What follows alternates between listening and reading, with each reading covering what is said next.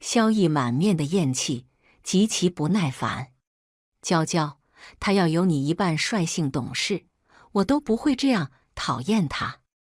我垂眸喝茶，茶中温暖，但我的手却冷得发颤。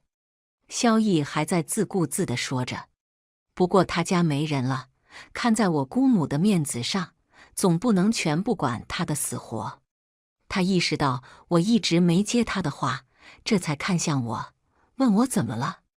我说没事，请他继续。娇娇，他蹲在我面前，眼中都是缱绻的爱意。以后每年给他拨1000两行不行？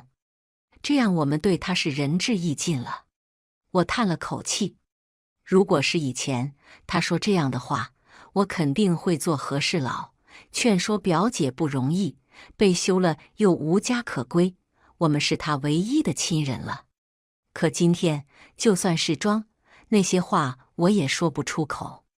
而萧逸是怎么做到当着我面一副嘴脸，背过去又是另一副的呢？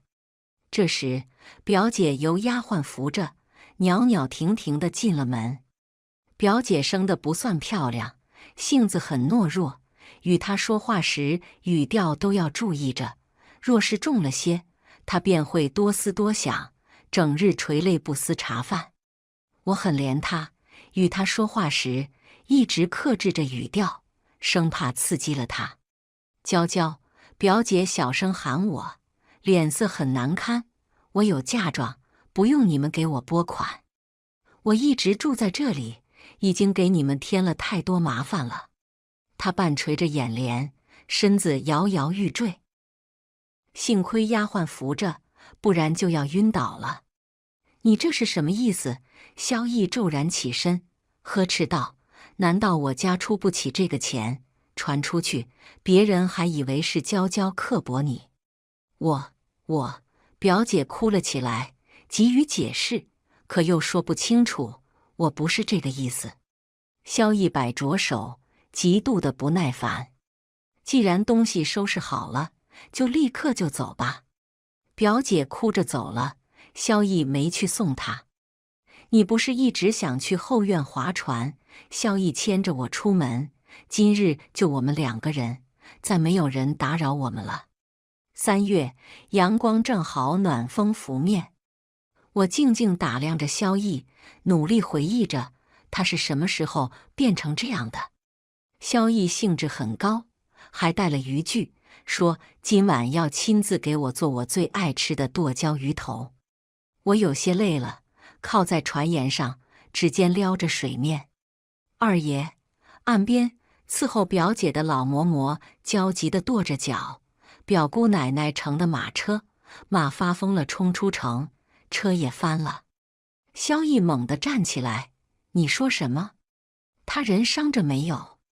他起得急又猛，小小的船失了平衡，我一时大意，被晃出了船，跌进湖中。浸在冰凉的湖水中，我眼睁睁看着萧逸魂不守舍的划船靠岸，连滚带爬地走了。这水真冷啊！我不会浮水，是被岸边的小厮救上来的。湖水太凉，我下午就受寒发起了高烧，吃了药，直到第2天早上我才退烧醒过来。巧玉守着我，带着哭腔：“二爷昨晚没有回来。”巧玉还说，昨天萧逸拿着公爹的腰牌，亲自去宫里请了御医给表姐看病。夫人，二爷这算怎么回事？口口声声说讨厌表姑奶奶，怎么说的和做的不一样？是啊，怎么说的和做的不一样呢？昨天我在水里想到了一件事，萧逸他为什么讨厌表姐呢？一直以来我都以为他是看不起表姐，当初他高嫁郡王府的过程并不体面，他认为表姐是个爱慕虚荣的女子。直到此刻，我忽然想到一种可能，萧逸他讨厌表姐，会不会是爱而不得，因爱生恨呢？巧玉，我吩咐他去庄子里找已去荣养的萧家老奴打听萧逸和表姐的过往，要不动神色。巧玉也没有想到这点，惊讶地说不出话来。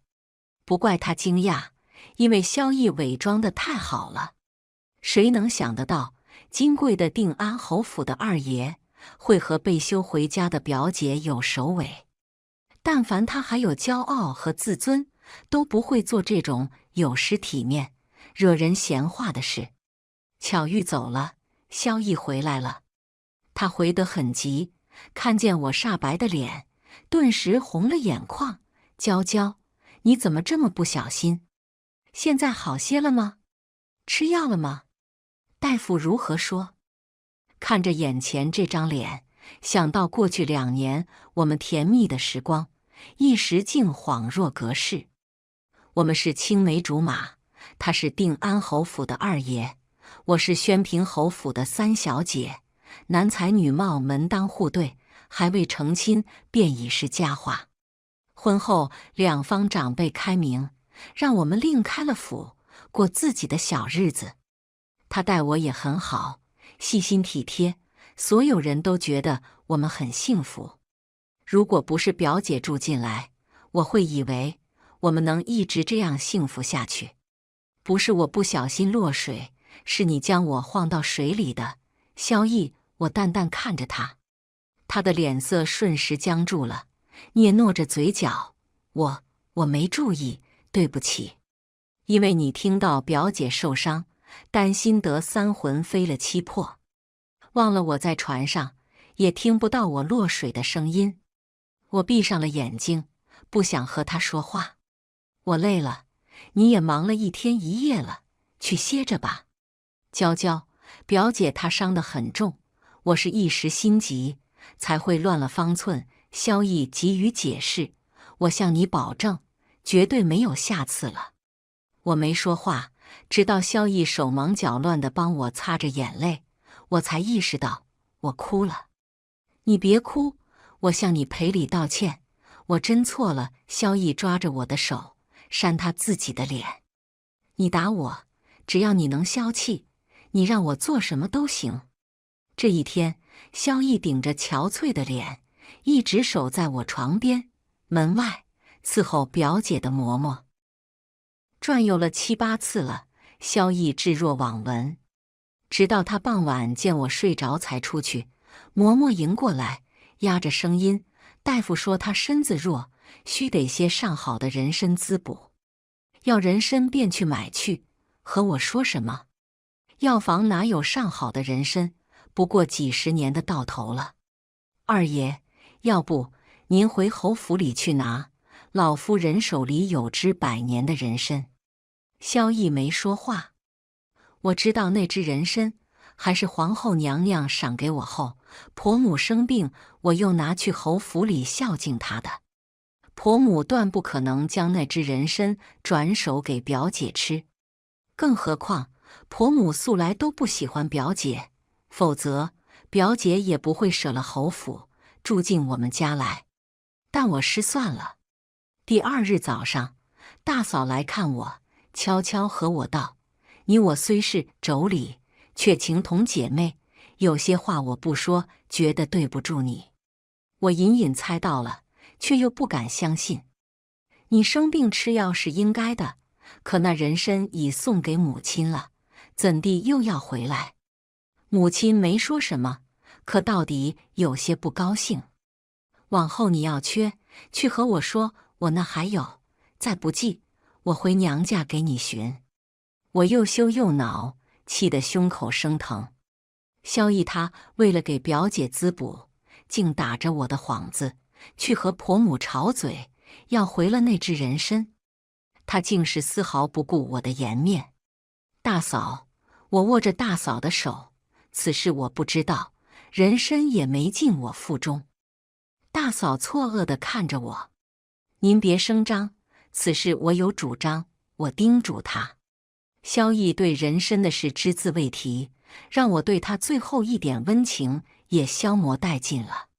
几年的感情，在萧逸这里还是比不上儿时的白月光。纵然白月光早就有了污点，他也舍弃了家庭婚姻，不计后果的和他无媒苟合。既然他自甘堕落，我也犯不着照顾他的体面。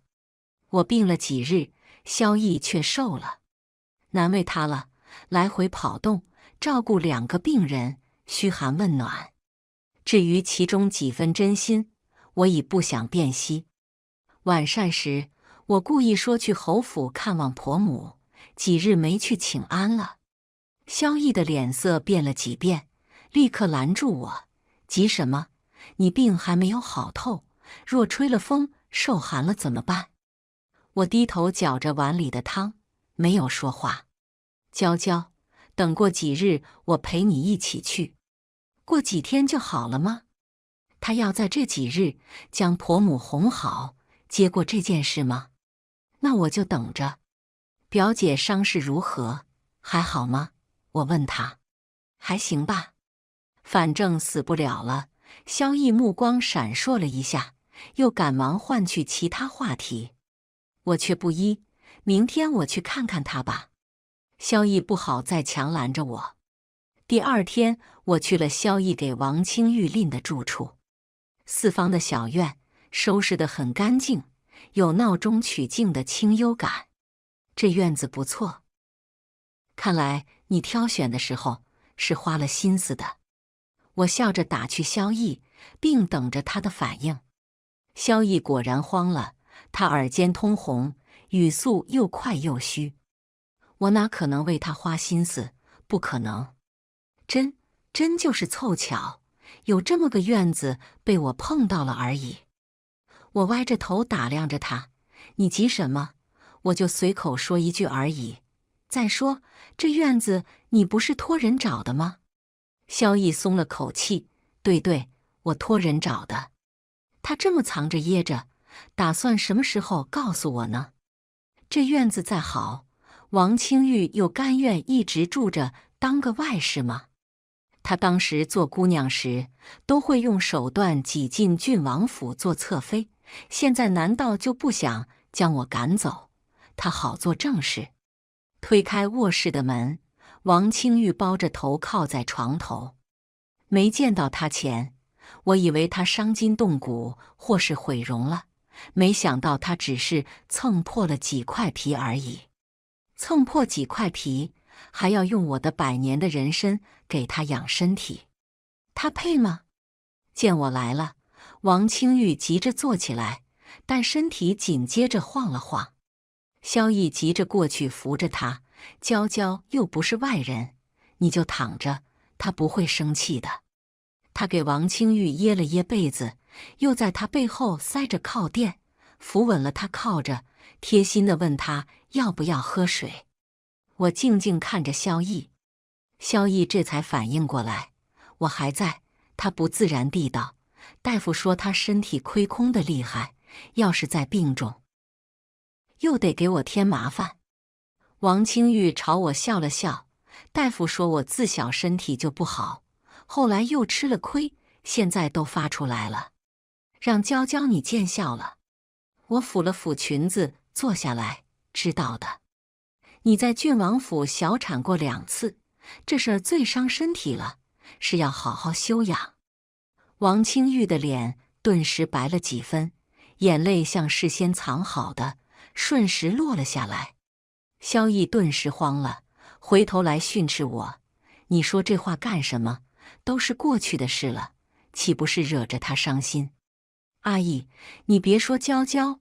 王清玉抓着萧逸的手，眼睛却审视地看着我。娇娇也只是随口一提，她是无心的。我去院中看看种的梨树怎么样了。萧逸负气走了。萧逸一走，王清玉的眼泪就收住了。刚才的话是你故意说的吧？你知道我和阿义的事了。我垂眸，抚了抚自己的衣袖，又掀开眼帘，讥讽地看着他：“枉我怜你，让你住在家里，没想到养出个白眼狼。”他抿着唇，低声道：“不是我要和他在一起，是他从小喜欢我，忘不了我。”他知冷知热，对我又好，我舍不得辜负他的心意。太恶心了，我听不下去。娇娇，他却喊我，你年轻漂亮，家世又好，与他和离后，肯定能再嫁个更好的男人。我猛然转身看着他，你好大的脸面，竟让我和离，将正式的位置让给你。他没否认，以你的手段，我要是让你，倒是如嗟来之食，你有本事就自己抢啊！他猛地坐起来，目光又阴又狠。他爱我，只要我一句话，他肯定会与你和离。徐娇，到时候你别后悔。我冷笑一声，那我等着你。王清玉朝门外的嬷嬷打了眼色，嬷嬷立刻冲进了房内，照着王清玉的脸上就扇了一耳光。而后嬷嬷回头看着我，二夫人，纵然表姑奶奶哪里做得不好，一家人也能好好说话，您怎么能动手打人？王清玉捂着脸，泫然欲涕地看着我。我挑了挑眉，怎么了？怎么了？萧逸冲进来，王清玉蓄积的眼泪顿时落了下来，委屈地喊道：“阿义，不怪娇娇，她今天许是心情不好。”嬷嬷唱白脸：“什么心情不好？二夫人就是嫌弃表姑奶奶，嫌弃她的出身，嫌弃她是被休的。”萧逸气狠了，赤红了眼睛，回头望着我：“徐娇娇，你太过分了，你怎么能动手打人呢？”王清玉在他背后得意地看着我，我抚了抚刺痛的心口，想到刚嫁进来时，我和大嫂闹了一次不愉快，她问也不问就站在我这里，和大哥差点动手。那天我问他：“你都不问问我为什么和大嫂吵架吗？”我相信你不会无缘无故发脾气。萧逸抱着我哥，将脸落在我脖颈处。你是我最在乎的人，我不信你还能信谁呢？不过2年光景，那个许诺，此生信我护我爱我的男人，眼里已经没有我了。你不信我？我没有打他。我看着萧逸盛怒的脸，哽咽哭着。我从小娇宠着长大，没有经历过什么不如意的事，所以我鲜少哭。所以萧逸见我哭，脸色慌了一下。二夫人，你这话什么意思？难道表姑奶奶自己打的自己吗？嬷嬷说完，萧逸又清醒过来，怒意重新回到他的脸上。我擦了眼泪，扮作故作坚强、忍怒忍辱的表情。如果真的是我打了他，你认为我是因为什么事打他？我想不到理由，你给我理由好不好？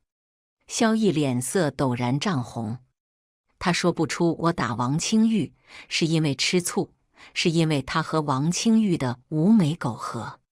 总之，不管什么原因，你都不能打人。他结结巴巴地道。我凄苦地笑了笑，我累了，你们玩吧，郎情妾意，让我成全。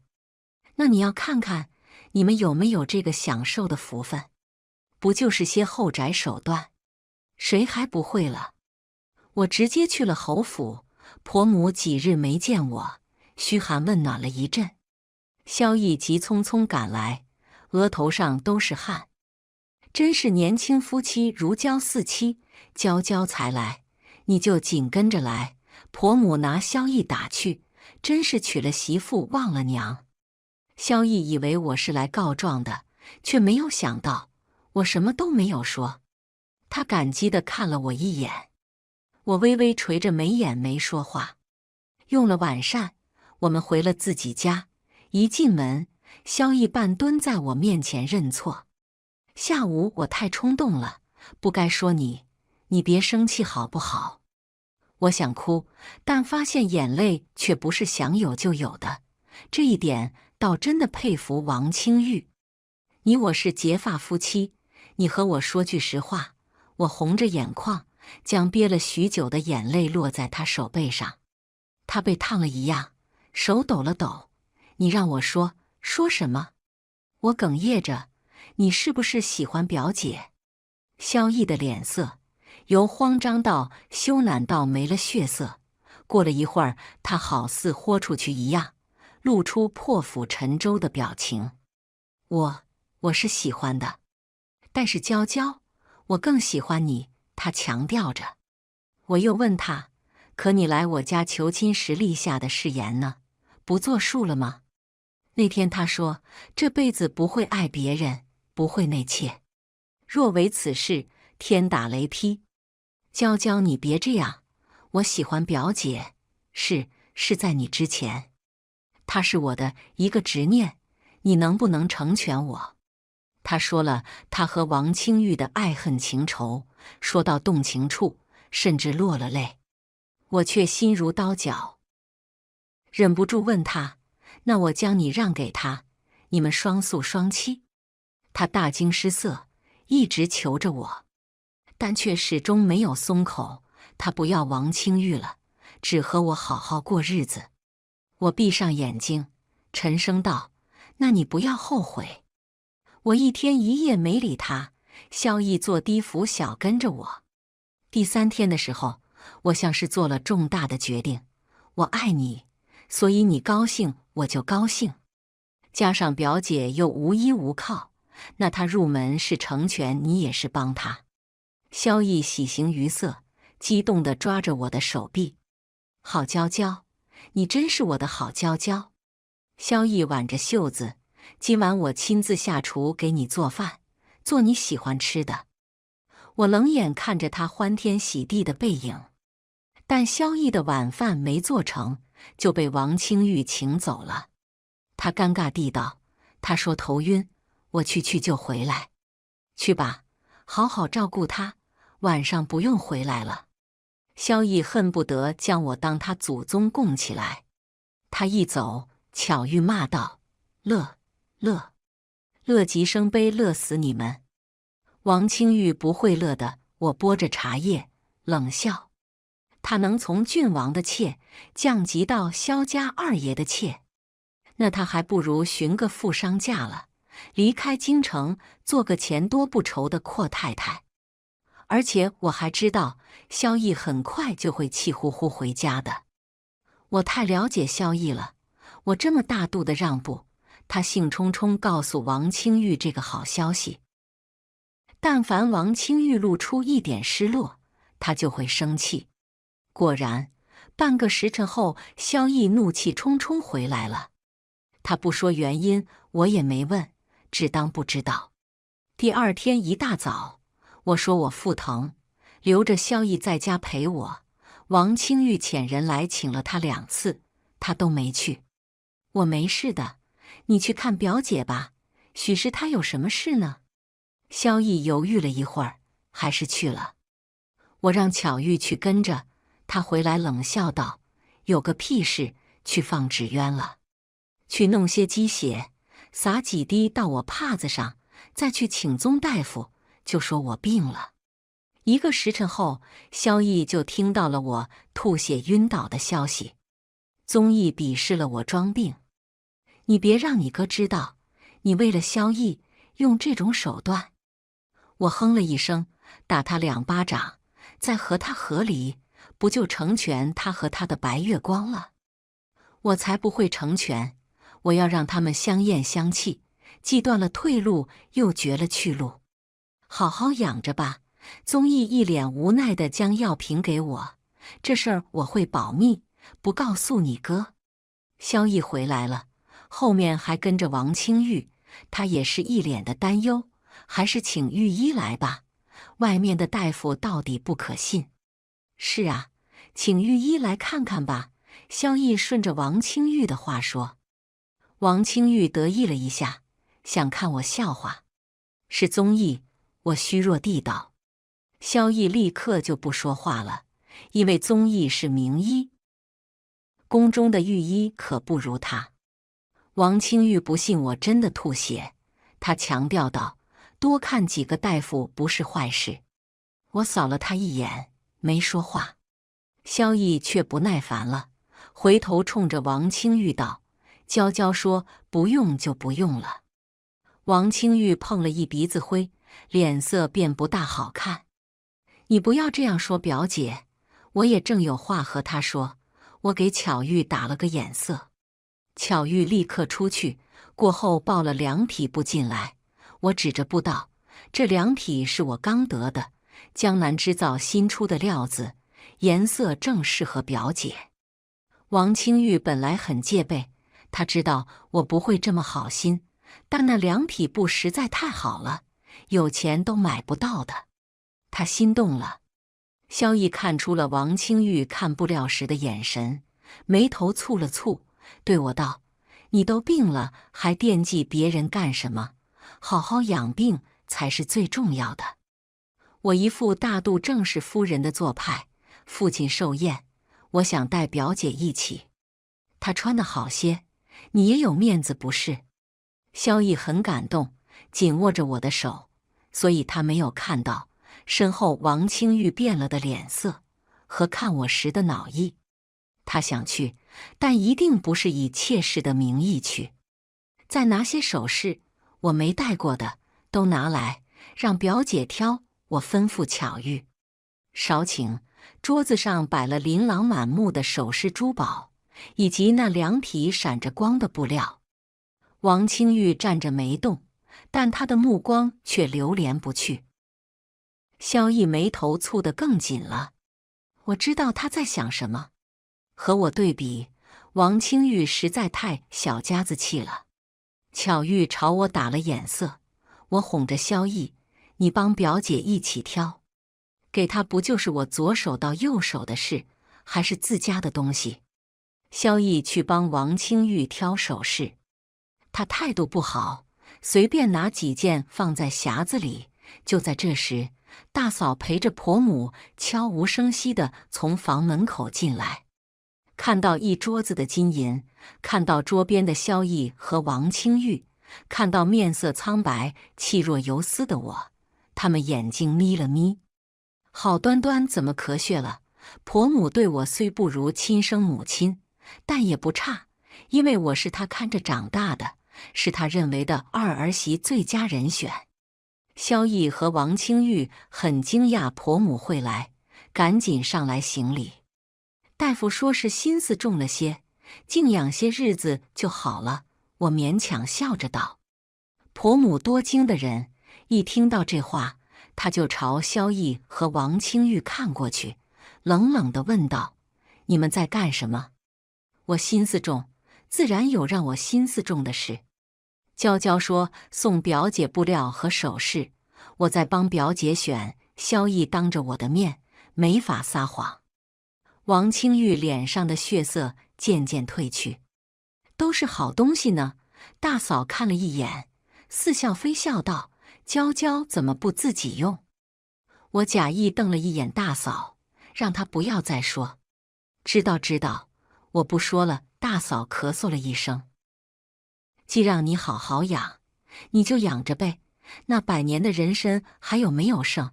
没有的话，我回娘家给你讨。我轻笑，那劳烦大嫂回家给我讨，他日我有再还给你。如今我手上确实没有。萧逸的脸色在提到人参的时候，瞬间紧张起来。他打断了我的话：“养身体的事，我来安排，大嫂忙，不必为这事挂心。”母亲却看向我问道：“前些日子才从我这里拿回1只，这就吃完了？再说我还在，你哪能让你大嫂回家拿？平白让人笑话。什么人参？我没拿呀。”我疑惑地看着婆母，又看向萧逸：“你给我拿人参回来了吗？”后面的话不用再说。婆母的视线慢慢转去看萧逸：“你说娇娇急需滋补，让我给你，怎么她说她不知道？”婆母忽然指着王清玉：“人参给他了。”萧逸答不了，求救地看向我。我也正不解地看着他呢，自然是不懂，他目光里包含的是什么意思。婆母噌的一下站起来，指着一桌子的东西，人参给他了，这一桌子的东西也给他。母亲，表姐前些日子受伤了，所以儿子拿去给她滋补。婆母脸色冰冷，她受了点皮肉伤，你就拿支百年人参给她滋补。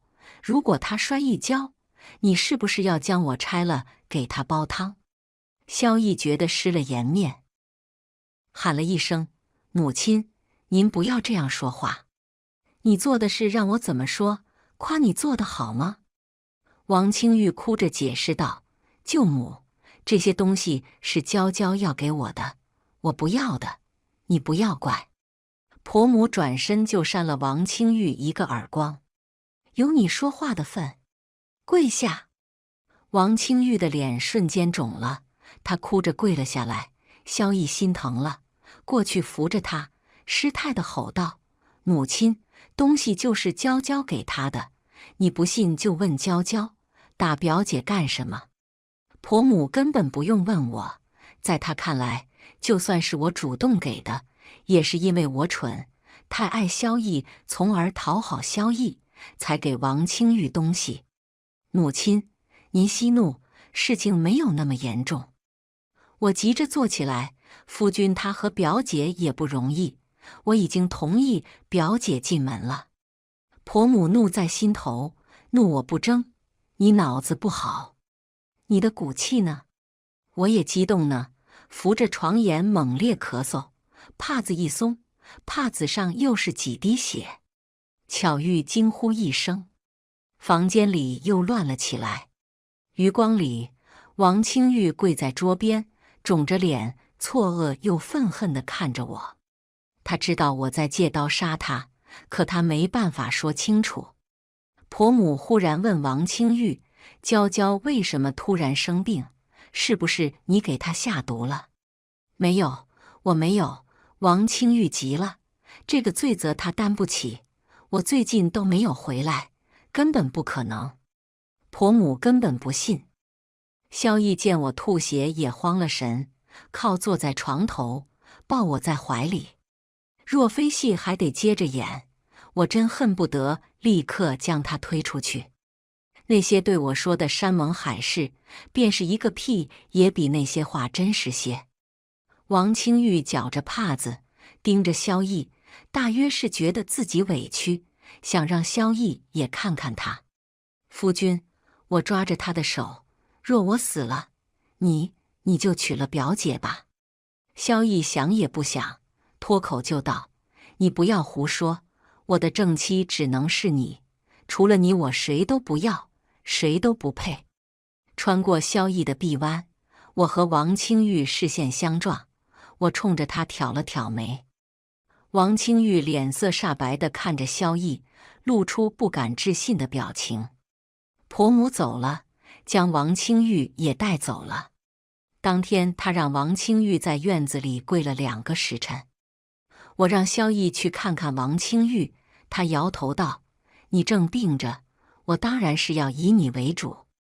娇娇，我最爱的人，从来都是你。”我感动地摸着他的脸，但却想撕开他的脸皮，丈量一番他的脸皮到底几寸厚。他真的以为自己有命坐享其人之福。萧逸在家陪了我2日，王清玉每天早晚都遣人来喊他：“将表姐接回来吧，这样也方便你照顾。”他进门的事，我去劝婆母。萧逸更感动了，抱着我热泪盈眶。他下午就去找王清玉，不出意外，王清玉不同意回来。2个人吵了一架。晚上，萧逸怒气冲冲地道：“他就是不识好歹。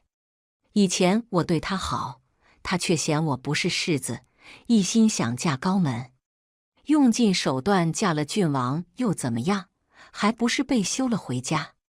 我给他顺着气，都是妾，表姐没道理不同意呀，他是不是还另有要求？”萧逸一怔，脸色立刻沉了下来。我知道了，他是觉得我没资格纳他为妾。他从头到尾就是看不起我。萧逸气得连着半个月没去找王清玉。但这天下衙他没回家，我以为他去找王清玉了，没想到大嫂让人来告诉我，说婆母去白云观遇到了一个道士。道士说萧逸近几年煞气重，恐有大劫。婆母心神不宁，将萧逸喊回了家，却不料走在半道上，他被天降的瓦片砸破了头。婆母吓得不轻，真的信了道士的话，连忙将道士请回家，问他如何化解萧逸的劫难。道士说，萧逸和属虎的人犯冲，不但会劫难不断，而且还会短寿薄命。小姐，这也太巧了吧？您就属虎啊？巧遇道，就当不知道，看他们要怎么做。什么道士，什么短命，最终的目的不就是让我离开萧逸？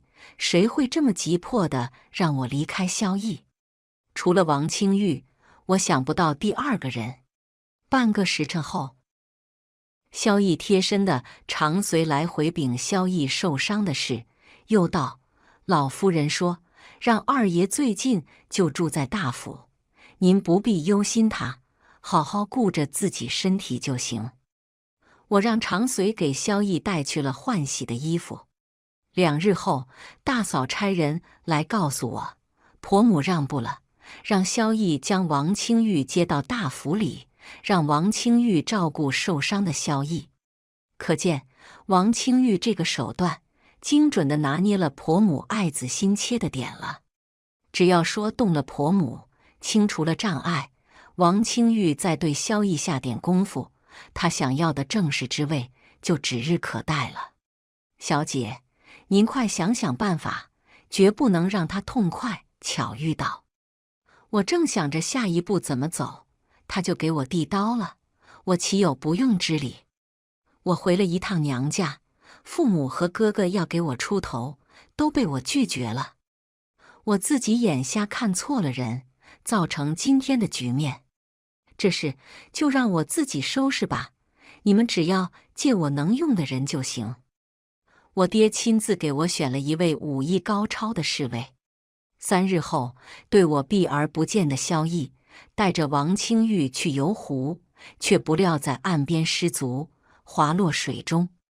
他本会浮水，可水底居然有只手抓住了他的脚踝，他生生被拖拽了下去。要不是王清玉喊小厮来，萧逸可能就淹死了。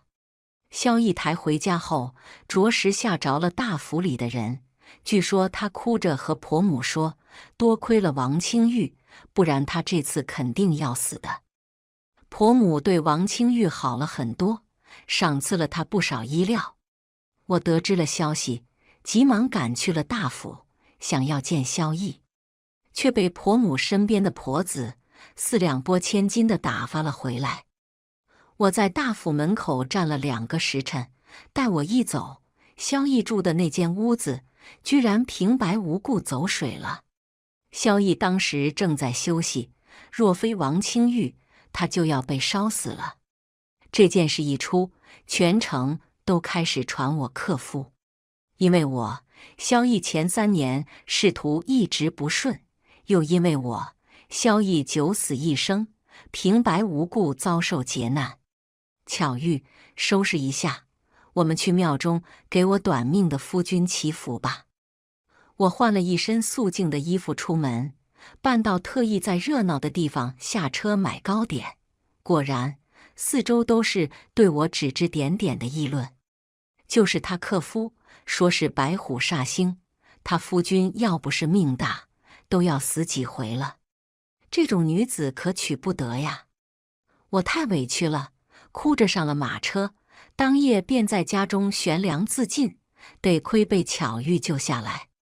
小姐这样扫胭脂后，还真的像上吊勒的，嘻嘻。巧遇惊叹我的技术。我满意的放下镜子，坐在桌前开始写和离书。大嫂来了，见我这副模样，又在写和离书，重重叹了口气：“你别难过了，说句不得当的话，这破婚事你和离更好。我忍得很辛苦，才没有在大嫂面前破功。将和离书交给大嫂，我哽咽道：“劳驾大嫂带回去给萧逸。”知道了，你好好的，回娘家的时候别落了自己的嫁妆，一个大钱都不能落了给别人花。我还是没忍住，抱了抱大嫂。我想到刚到萧府时，因我们各自的丫鬟矛盾，我和大嫂狠狠吵了一架，但也是因为那次，我和她不打不相识，成了好友。她性子急，直来直去，没什么心眼，所以我筹谋的事不能让她知道。和黎叔送走，我就喊了娘家人来将我的嫁妆抬回去。我爹拿着刀去萧府，我和他又演了一场戏。我哭着道：“父亲，都说我克夫，我不能害了他，算了吧。”说着，我凄凄爱爱走了。很多人看我这副凄惨的样子，又忍不住觉得我可怜。这事儿既要闹大，那就索性闹到底。我爹跳下马车，直奔宫门。他和圣上哭诉了一通，当然，如我们所料，圣上也没有办法。他权力再大，也左右不了小夫妻貌合神离过不下去的事儿。我爹又气冲冲地回来了。晚上，萧逸让人将签了字的和离书送来我家，也将我和他当年的定情信物一并送了回来。其他多余的话，一句没有。我坐在院中的石榴树下，轻叹了一口气，几年的感情，居然就这么闹剧似的结束了。当初，我和他都不可能想到，我们会走到这一步。连着半个月，我和萧逸和离的事，几乎成了全城人茶余饭后的谈资。有人怜我命苦，有人感叹萧逸命大，个人都有感悟，但确实热闹。又过了几日，平凉伯忽然抓了个道士送去府衙。他骂道士胡言乱语，居然说他夫人克夫，让他拿钱求道化解。平凉伯脾气急，而且和他夫人还十分相爱，他一听这话便不乐意，揪着道士就送去了府衙。府衙卖平凉伯面子，哪怕觉得道士没罪，也摁着道士打了一顿，开堂审他。道士自然要辩解，他道：“贫道不是骗子，前些日子定安侯府二夫人克夫的事，也是贫道算出来的。”平凉伯一听就更上火，什么狗屁克夫，那是男人没有用，怪到女人身上，给我打。平凉伯让人一顿打，道士就招了。他说他当时说萧二夫人克夫，其实是收了一位妇人200两银子，让他在白云观里等定安侯府老夫人，告诉萧老夫人萧二夫人克夫的事。他还说萧逸走在半道，被天降瓦片砸中，其实那片瓦是他丢的。此事一出，全城哗然。没过半天，全城的人都知道了事情的来龙去脉。萧二爷和他被休回家的表姐搞到了一起，他还将王氏养在外面，宅子就是羊角胡同，我亲眼见过。王氏我知道，不就是荣郡王府被撵出来的妾？当年他能进郡王府，也是用了见不得人的手段。那说得通了，买通道士的人就是这个王氏。他想鸠占鹊巢，挤走萧二夫人，他好做正事，真是不要脸。我戴着帷帽，在人群中听得津津有味。下午，萧逸就找到那个道士，问他除了丢瓦片外，可曾将他推到水里，还在他家放火了。道士没做，当然不承认。可萧逸不信，回家后就审王清玉，道士说我落水，不是他做的。那就是你了，当时只有你在我身后。王清玉摇头说不是他。我一直觉得那天是有人推我的，现在一想，全部都通了。王清玉，你为了挤走娇娇，不惜对我下杀手，又是淹死我，又是放火烧我，你好歹毒的心！”王清玉当然没有推萧逸，也没有放火烧他，因为这些事都是我让人做的。他要造事，我就助他一臂之力。但他解释不清楚，因为确实是他买通的道士，那片砸中萧逸脑袋的瓦片，也确实是他的手笔。婆母让人将王清玉捆了，送他去衙门。阿义，你要信我，我怎么会舍得害死你呢？我爱你啊！王清玉只能求萧逸，让他护自己。你的爱我受不起，你也只爱你自己。萧炎怒不可遏。别说护王清玉，他恨不得立时将他弄死。大嫂和我说完这些，又扑哧笑了起来，颇有些幸灾乐祸。他现在才知道，王清玉最爱的是他自己，这个蠢货。我叹了口气，二爷他太心善了。心善的人是你。大嫂敲了我的头，他要是来找你，你可别心软啊，好好在娘家待着，不比嫁人受窝囊气舒服。我很感动，握着大嫂的手，向她再三保证绝不回头，她才放心。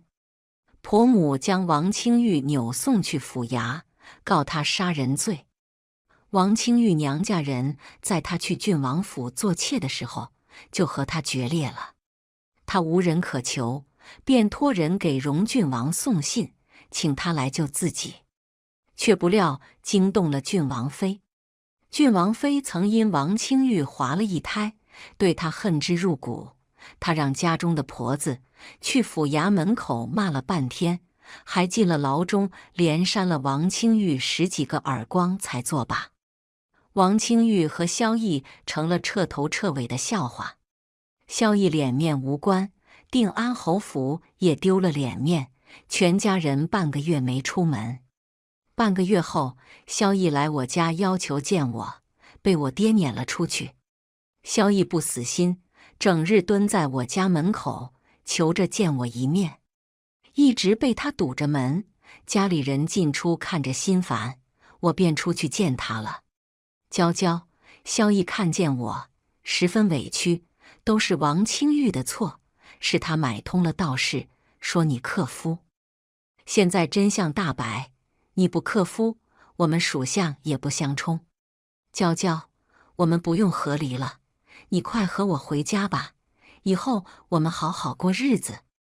我看着急于解释的萧逸，觉得很好笑，我也真的笑出了声，笑得停不下来。他怔怔地看着我，不解我为什么笑。萧逸，你是觉自己是香饽饽，我这辈子离不开你了。我收了笑容，讥诮地看着他。娇娇，你怎么了？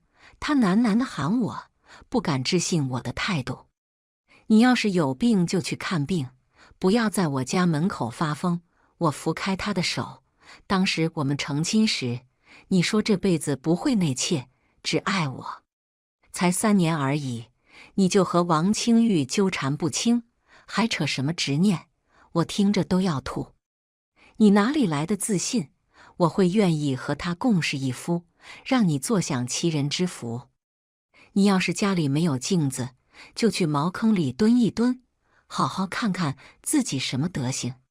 我推开他，他踉跄了一下，无力靠在墙上，直愣愣地看着我。娇娇，你是这样想我的？他喃喃地道。我还有更难听的话，你想不想听？我冷笑道，你去牢中找王清玉吧，你们是绝配。滚！萧逸滑坐在地上。我觉得自己以前真是瞎了眼，这种货色我居然当成宝贝，还疼爱了3年。小姐，就这么让他走了吗？巧玉扒着门缝，恨不得出去打他一顿。他的报应还没来呢，我道。几日后，萧逸因为连着几日没有去衙门点卯，被圣上亲自点名，削了官职，就连定安侯也被喊去宫中训斥了一顿。定安侯和世子的差事也被圣上找了借口撸了。萧逸成了大家避之不及的人，生怕和他走得近了，也被人笑话。我爹去宫里闹得一通，不是白闹的。圣上当时劝我爹大度些，毕竟萧逸差点丢了性命，他想合理也是可以理解的。如今爆出来，事情是萧逸想纳妾，妾是弄出来的鬼把戏。圣上心里是既恶心又恼恨，这个疙瘩他势必要解了。所以萧逸的仕途到头了。还是在家里舒服，我躺在自己的床上，回想过去3年，觉得自己实在蠢笨。门当户对的婚事，我又没高攀，做什么顺着他哄着他，他压根不配。舒舒服服在家里歇着，但有的人非要往前凑。婆母带着萧逸亲自登门道歉，接我回家，说什么都是误会，当时是他害怕，不敢让萧逸回家的。至于王清玉，从头到尾他都没想过让他进门。我不怕娇娇克服，但当时萧逸几次3番受伤，换成哪个母亲都要害怕的。我也是爱子心切，被奸人欺骗了。婆母说的凄苦无奈，还当着我娘的面打了萧逸，让萧逸跪在我家正厅里给我全家道歉。我相信婆母是真的懊悔，因为她深知萧逸不可能再找到比我家世样貌品性更好的妻子了。我也相信萧逸后悔，他一定觉得当时的他被王清玉迷了心窍，怎么会放着好好的日子不过，偏要和那种人搅和在一起，毁了自己的家，还毁了仕途，甚至一生。这世上没有回头路走的。我娘端茶送客，你们怎么想的不重要，重要的是娇娇被你们冤枉，受了委屈。既然他们和离了，婚事就不存在了，往后我们2家也不要走动，免得我家侯爷一怒之下提剑上门，灭了你家满门。婆母脸色很难看，拖着灰头土脸的萧逸落荒而逃。又过了些日子，王清玉托人给我送信，想要见我一面。他让人给我带了话，只问道：推萧逸落水，放火烧他的事，是不是你做的？我也让人给他回了话，好好等死，别想些没用的。听说王清玉在牢中大骂我。王清玉的案子拖了3个月没审，后来听说还是荣郡王出手将他捞了出来，但出来的时候他已疯疯癫癫了。他出来后就去找萧逸，萧逸躲在车里不见他，他就用簪子扎了拉车的马，马吃疼，发了疯似的冲了出去，车厢甩在城墙上4分5裂，萧逸也被抛出来，伤得很重。萧逸捡回了1条命，但却是断了1条腿，自此走路都是一瘸一拐的。王清玉自那天后便失踪了。那日我去庙中烧香，在山脚碰见了萧逸，他正吃力地往上爬。他也看到了我，停下来，红着眼悲苦地看着我。我收回了目光，和他擦肩而过。清风四起，云淡天高，我要想想明去哪里玩才好。